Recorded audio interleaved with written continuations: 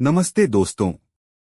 अगर आप भी डरावनी और रहस्यमयी कहानियां पसंद करते हैं तो हमारे चैनल आर्या हॉरर टून को सब्सक्राइब करें और बेल आइकन दबाएं ताकि अगली डरावनी कहानी आपसे मिस न हो।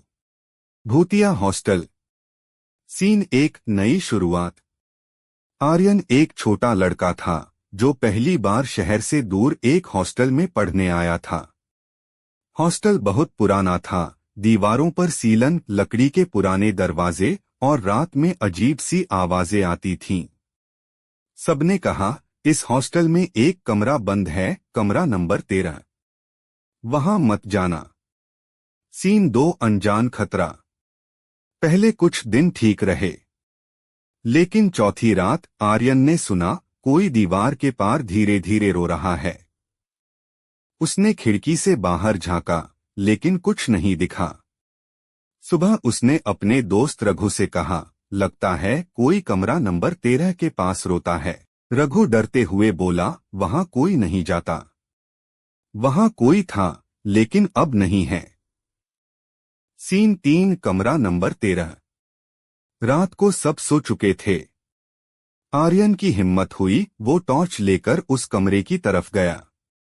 कमरा नंबर 13 का दरवाजा अध खुला था, लेकिन ताला टूटा नहीं था।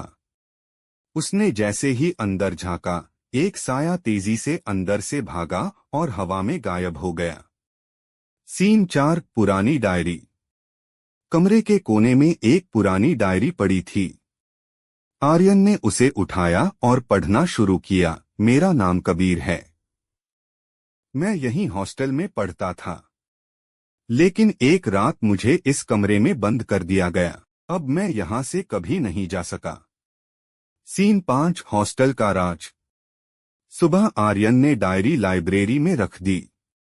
लाइब्रेरियन बोला, ये डायरी यहीं की है।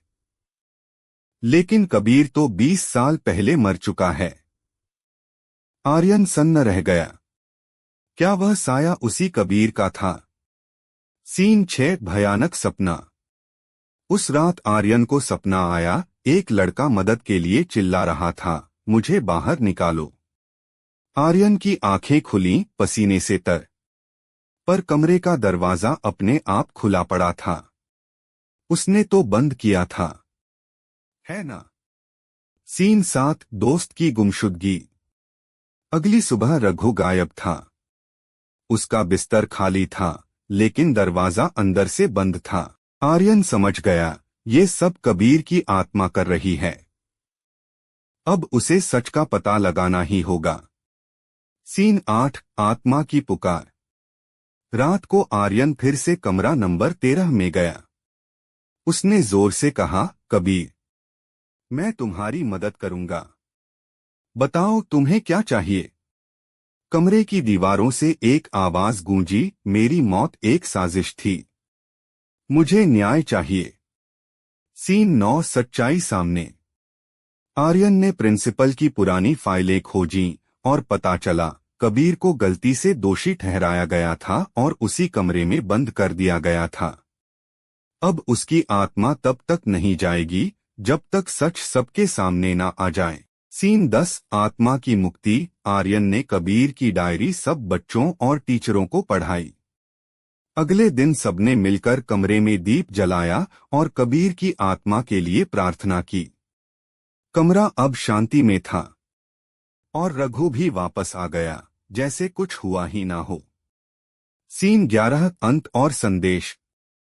आर्यन ने सीखा, डर से नहीं, सच्चाई से सामना करना चाहिए। और हॉस्टल का वो भूतिया कमरा अब सिर्फ एक याद बनकर रह गया था।